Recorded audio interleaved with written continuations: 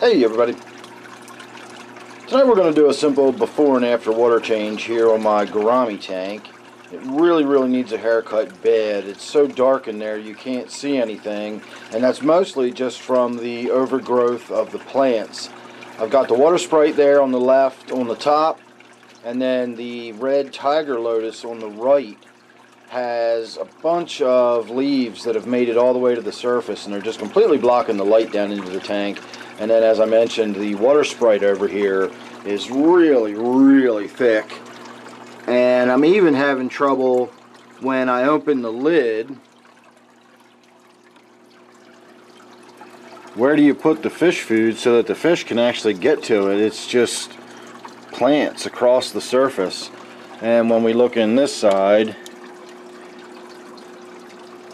it's not quite as covered up, but you can certainly see it's got a lot of surface area covered with the red tiger lotus there. So that's all we're really going to do today. I'm going to get in there and do a bunch of trimming on the red tiger lotus. We're going to get rid of not only those ones that are on the surface, but there's a few that are in there that have been there for a while. If you will look at that really big one right there, you can see it's got kind of the crud and the growth on it. I'll get in there and trim that one out and make room for some of these newer brighter, fresher leaves. Here's another one. You can see it's got sort of that dark, cruddy growth on it. It's been in there for a while. I'll remove that. You know, just get the tank cleaned up and looking a little bit better. And then, of course, as I said, I'll get in there and I'll remove a bunch of that water sprite. The java in here is just a huge column of it. I'm just kind of noticing how big those fronds are in the middle there. So that'll be interesting once I thin that water sprite out to see how prominent that big patch of java fern right there looks. So I'm going to get on with it. As I said, it's not going to be a big to-do here. I'm not going to get in and mess with the filter. I did that not too long ago, and I do have some plans to work on the inside of that filter in the very near future, and I want to shoot a video about that, so I'm not going to mess with the filter tonight. I'll do that when I shoot that other video. So tonight it's going to be a simple water change, remove a bunch of plants, and I'm going to get in there and I'm going to wipe that glass down. I know it's kind of hard to tell, but there is a lot of green algae growing on that glass, so we're going to do all that. So here's your before. Alright, and there's your after. So it's now the following morning. I didn't get the water change and everything done until fairly late yesterday evening.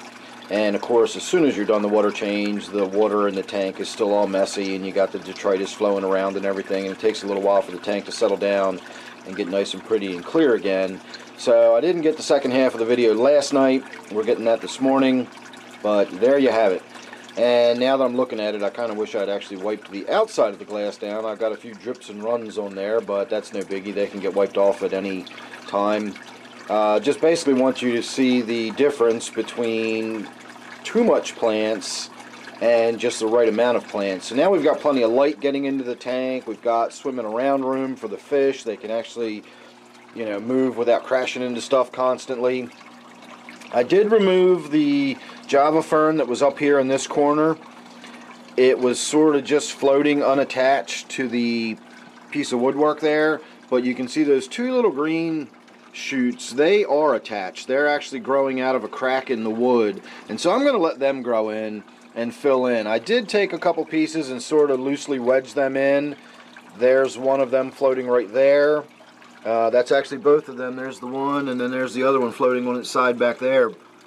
So I'd taken the big chunk out, broke a couple little small runners off, little pieces of the rhizome, and kind of wedged them back into place, but as you can see, they didn't stay. So again, no biggie. I'll either stick them back in there or I'll go ahead and pull them out. I removed a lot of the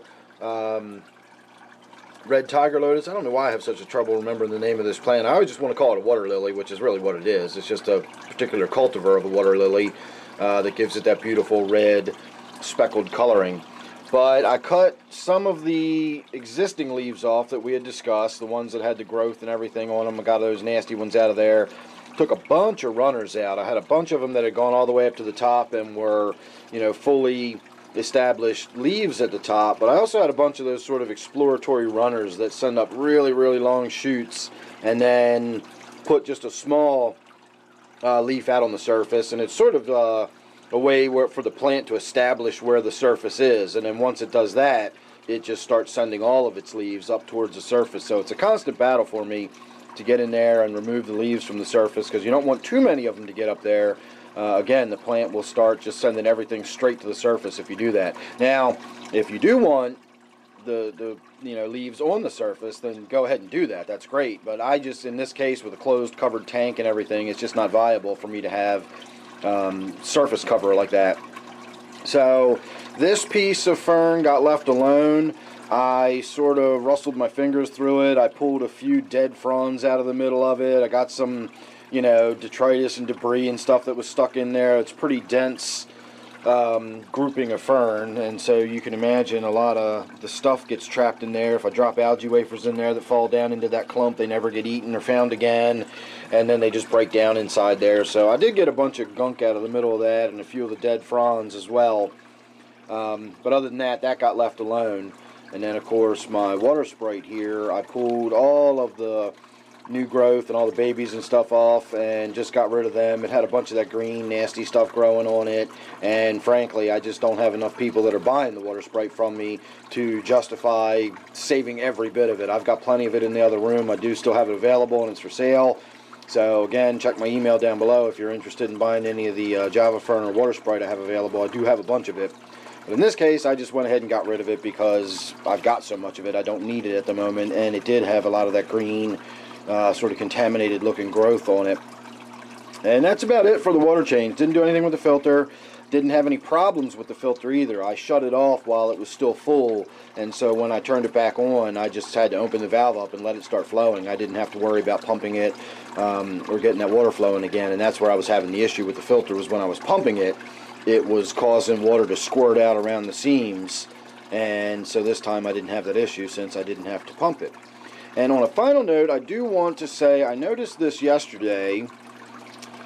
She looks fine in a certain sense, but at the same time, my Moonlight Gourami down there almost seems like she's resting on the leaves, like she's lying on the bottom, except she's using the leaves for support rather than the bottom itself. And when I looked at her yesterday, she was even sort of listing to the side a little bit. She was kind of leaning over. She was actually sort of where she is now, but she was facing us, and she was kind of leaning on her side, like up against this leaf here. And now she's kind of doing it again. It's hard to tell because she's kind of facing away from us, but she's not perfectly upright, and she's most definitely just laying her belly right against those fronds of that Java Fern down there. So I'm wondering if she's not beginning to experience swim bladder issues. When she swims, she's definitely looking like she's trying to swim upwards, and then she kind of goes right back down. But she's feeding, she's acting normally otherwise, and I'm just beginning to notice this, so we'll see what becomes of it. I can say, however, though, if I'm noticing something, if I'm scratching my head, I'm talking about it, obviously something's going on, or I wouldn't be pointing it out and noticing it. And it's really, the more I'm looking at her now, it's really beginning to look like her tail end is hanging low, and that would be indicative of a swim bladder issue. I lost both of my snakeskin gouramis to swim bladder issues. One went one way, kind of like this, where it would sink, and then the other one went the other way, where it swelled up like a balloon and its tail end floated all the time. And I was unable to save either one of them. I lost both of my snakeskin gouramis, the male and the female, to swim bladder issues. So let's hope I don't lose my Moonlight here to similar issues. She is about 5 years old now, so I mean, she's kind of at the end of what's expected for a lifespan anyway. So it's not like she's dying early or anything like that if I do wind up having issues with her. But it's just going to be sad to see if she's starting to wind down and she's, starting to have issues that are related to her age rather than, anything else. However, I will say she doesn't look like she's an old fish. When fish are aging and it's age-related issues, you can generally tell they're, they just basically look old. Their scales are starting to get a little, washed out. They're not as colorful and bright anymore. They get, a little banged up, a little beat up over time. And she doesn't show any of those signs of aging, but now we see that she's over here and she's just lying on the bottom. So I'm definitely going to say she's dealing with some kind of swim bladder issues. So maybe the water change, getting some fresh water in the tank might have helped her out a little bit, but I don't know. It also doesn't look like it's really bad because she's not really struggling to get to the surface. Sometimes it almost looks like the fish is weighted and they have to fight to get to the surface if they want to feed, or in the case of the gourami, if they want to gulp air. She seems like it's just a little easier to sit on the bottom than it is to stay in the water, so she stays on the bottom. But you can see she's just drifting along in the back and everything. So I'll keep an eye on her. That's definitely going to be something we need to monitor as time goes on. But I don't know. We'll see. Again, it's never a good sign. I've never had a fish recover from a swim bladder issue yet. Every time I've had a swim bladder issue with a fish, I've eventually lost that fish. So cross your fingers, everybody. There you go. That was the before and after look at some huge haircut on my gourami tank. So thanks for watching. Make sure you subscribe. That way you won't miss anything. And of course, don't forget this is my 55-gallon gourami tank. So thanks again. I'll see you real soon in the next one.